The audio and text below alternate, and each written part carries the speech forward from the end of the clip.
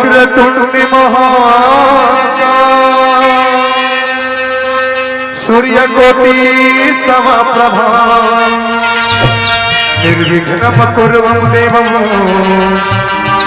सर्वकार्येषु सर्वदा सर्वकार्येषु सर्वदा सर्वकार्येषु सर्वदा। 7 जन्म के तय और महतारी मैं तोरे चली गया बाकी जन्म दाई तो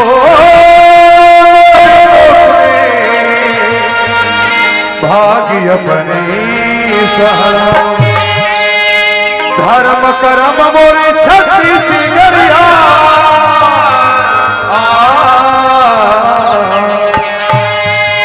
धर्म कर्म मोरे छत्तीस गरिया बस तोरे गुणगान छाव तोरे आशीष दाई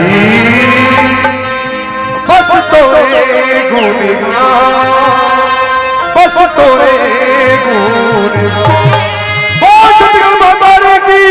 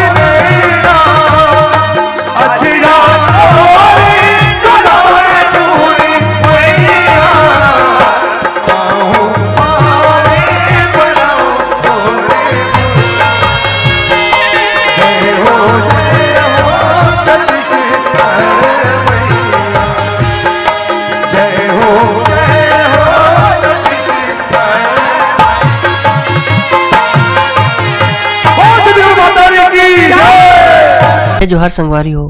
अगर आप मन ला हमार वीडियो पसंद ही तो वीडियो ला लाइक करो और चैनल ला सब्सक्राइब जरूर करो और हाँ बेल आइकन ला जरूर दबाओ ताकि हमार नवा अवैया वीडियो आप मन ला सबले पहले मिले। जय जोहार, जय छत्तीसगढ़।